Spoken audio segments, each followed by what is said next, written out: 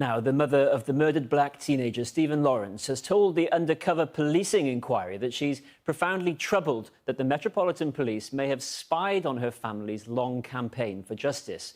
Baroness Doreen Lawrence said she believes the force viewed them through a lens of suspicion that was not only disrespectful but also dehumanizing.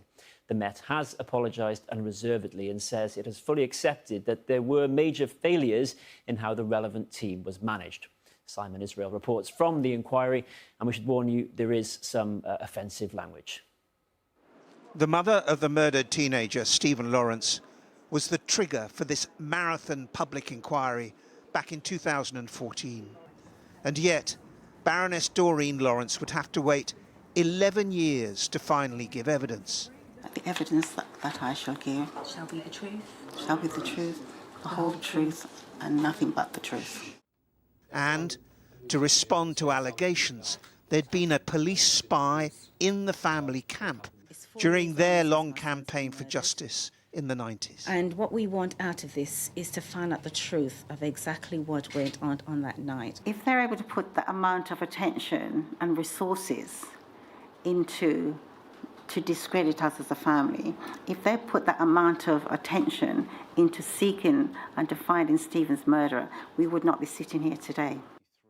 The most damning claims have come from former undercover officer turned whistleblower Peter Francis. He spent 4 years in the secret Special Demonstration Squad. Having received a commendation, he went on to win compensation for post-traumatic stress disorder. In 2013, he revealed to a Channel 4 Dispatches documentary of concerted efforts to find dirt on the Lawrence family. They wanted any intelligence that could have smeared the campaign. Had I, through my circles, come up with something along the lines of the family were political activists, if somebody in the family was involved in demonstrations, drug dealers, anything. In his statement to the inquiry, Peter Francis says of some of those running his unit, including his direct senior officer, I witnessed much more overt racism from certain members of management. HN 86 would refer to the Black Justice campaigns using the term monkeys. At the inquiry today, Baroness Lawrence received an unequivocal apology from a senior Metropolitan Police officer. I think it's taken them, 20 odd years to admit that this has happened. So if it wasn't for, I think it was probably about 2004, that Peter Francis met up and told us what was happening. Otherwise, we will have no idea. So I presume that is what the apology is for today. But like all apologies, where does it get me? It doesn't get me to the end of where I need to get to. How high up do you think this went? This undercover secrecy behind what you would and your family were trying to do? I think it went very high because I don't think any officer would take it upon themselves to say, we are going to spy on the Lawrence family. I don't think a junior officer, that's the first thing. They have to be instructed, like most things, like most people. You're instructed to carry out certain things, and they were instructed to do that. Do you believe Peter Francis's allegations? Yes, I do believe him. All of them? What do you mean by all? All of them that affected you?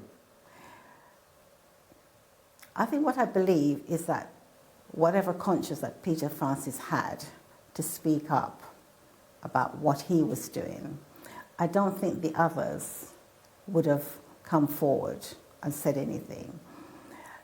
I believe that they would. And now that they've been put under the spotlight to speak out, I think they're finding, and let's use as collateral damage. Yeah. I find that quite insulting.